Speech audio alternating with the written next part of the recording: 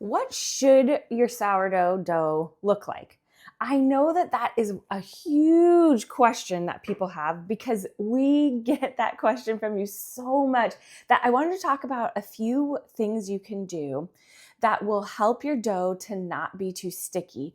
Because what you want is to have this nice, soft, easy to work with dough so that you can shape it so that it will hold its shape and it doesn't just fall flat. And there's some tricks. There's a few things you can do while you're mixing up the dough that will ensure that it has that nice texture. And then if your dough happens to get like this, mine is on the verge of getting overproofed. It's still this beautiful texture, but guess what? This dough has been in the fridge for over a week now. Yes, you can let your dough stay in the fridge that long. It will be fine. And there's something we can do to fix it. This dough is not lost. Like if you go and pull your dough out of the fridge and you're like, oh my word, it's so sticky, it won't hold its shape. I'm going to show you how to fix it. The first tip that I have for you is actually when you are mixing up your dough. The first thing that I encourage you to do is to mix that fed starter or that leaven with your water.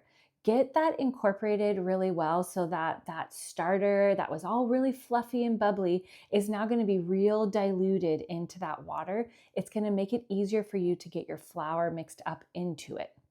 My next tip is also about mixing it up. Don't add your salt right away. Did you see? I did the starter, the water, and then the flour, and then I'm mixing the flour in just until it looks a bit shaggy. It's not gonna look like beautiful soft dough right now, and that's the key. You don't want to overwork the dough because here's the really cool thing is that your sourdough starter is going to work magic on this flour and water, but you have to give it time. You have to let it rest together, no salt included yet. So what I do is I get this all mixed up. It looks shaggy.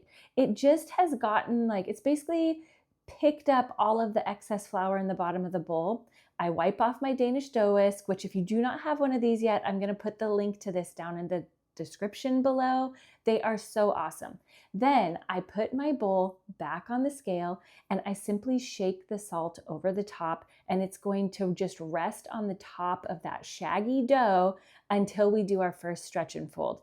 Now, I put the salt on top for two reasons. Number one, I don't want to forget to add it into the dough. And if I don't put it on the top, there's a chance I'm going to forget.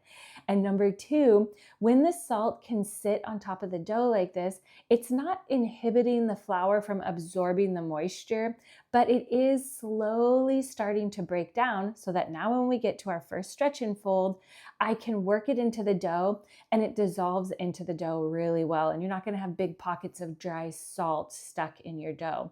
But look, here's the magic of the sourdough. We're not going to do crazy mixing, and bonus, you can mix your dough with your like stand mixer on your counter, but you need to be very careful not to over mix it. I have a whole nother video all about that. I'll put a link to that down in the description.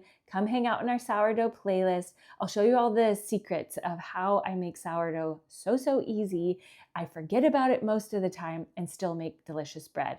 But there's my third tip. Don't mix that salt in until you're into that first stretch and fold. Now, my next tip is if you get to that second stretch and fold and your dough is very sticky and you can't do this with it, you can't work with it, it's normal to need to put just a little bit of water on your fingers so your fingers don't stick. But if you can't work with it, add 25 grams of flour into your dough. Now I'm on my final stretch and fold. Do you see how soft and pillowy the dough is? It has risen. It should be doing that. If yours is still too sticky, incorporate 25 more grams of flour into it. I give you permission, add more flour if your dough is sticky. Now my next tip is, if you have let your dough rest overnight in the fridge, it got to cold proof in there. I have a whole video about why I love cold proofing. It's over on our channel. We'll put the link down below as well. But if you've taken your dough out and it is so sticky, you can't work with it, even when you have a little water on your hands, or you're trying to shape it and it won't hold its shape, I want you to put your dough back into the bowl. I know this feels so defeating because you're like, oh my word, I wanted to bake today, but I promise you're going to love your bread more if you get a little bit of flour incorporated into that dough. So if this dough was not holding its shape, like it was just falling flat, I would actually put it back into the bowl and I would incorporate another 25 to 50 grams of flour until it stopped absorbing it. So I do some simple stretch and folds just like this, almost like you're kneading the dough in the bowl, because I want to help it absorb as much of this flour as possible. But here's the thing, if you have needed to add more flour into your dough, it really needs to rest for at least 4 hours before you bake it. I really love to shape it, put it in the Banneton basket and let it rest overnight in the fridge, and then I'll bake it cold from the fridge. Here's why. You're wanting to give the sourdough wild yeast that's in this dough a chance to go and find this new flour, because this flour is going to give it a boost of energy, which is going to help it rise better in the oven. If you don't allow it time to really rest together and just munch and turn that new flour into energy, it's not going to get as good of rise in the oven, and your bread will be just a little bit more dry. Not dry in a good way, dry like dense dry. When the sourdough wild yeast has been able to munch away on this new flour, that's what allows it to get that really nice fluffy rise, and you get this beautiful texture in your bread. So if you have incorporated that fresh flour in, now, if there's any flour left in your bowl, I just dump it right into my Banneton basket. Here's my goal. I don't want to waste any flour. I paid for that flour. Let's use it. So I flour the Banneton basket really well. And then now my dough is actually easy to work with.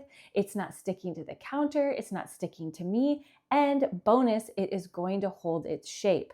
So I'm going to get it completely shaped into the basket. Then we're going to cover it well, and it's going to rest in the fridge overnight until we bake it tomorrow. Now, here's the thing. Here's a bonus tip for you. You will get the best rise and texture in your bread if you create a lot of tension. I know it feels like you are squeezing the life out of your dough. You kind of are, but it actually is really, really helpful to the sourdough if it has tension. It's not like that active instant yeast that you've used probably in some other baking. The sourdough needs the tension in order to create rise. So squeeze it as hard as you can. Get it into your Banneton basket, which I love these Banneton baskets from Broad & Taylor. I'm going to put a link to them down in the description below. As you can tell, the description below is loaded full of goodness for you. Click down into there. You're going to find links to all of our videos, links to the tools I love. And we just want to cheer you on as you are figuring out the best system for your kitchen. Every kitchen climate, it requires a little bit different amount of water or flour. And so you get to break all the rules and change the recipe slightly and add more flour when it's needed. Once your dough has had a chance to rest in the fridge for at least 4 hours, but if you can let it go overnight, do that one final bit of tension creating. You're going to tip it out onto your parchment, score it, do a nice deep score, and get it into that screaming hot Dutch oven. I have a whole video about why we cold proof our loaves and bake them cold from the fridge. Click on over, watch that video too. Now you're ready. Now you can go make the most delicious bread. It really is the most amazing invitation to the table. We're so glad we get to bake with you. Come hang out for lots more sourdough fun and gardening too. If you love to garden, oh goodness, come hang out in the garden with me too.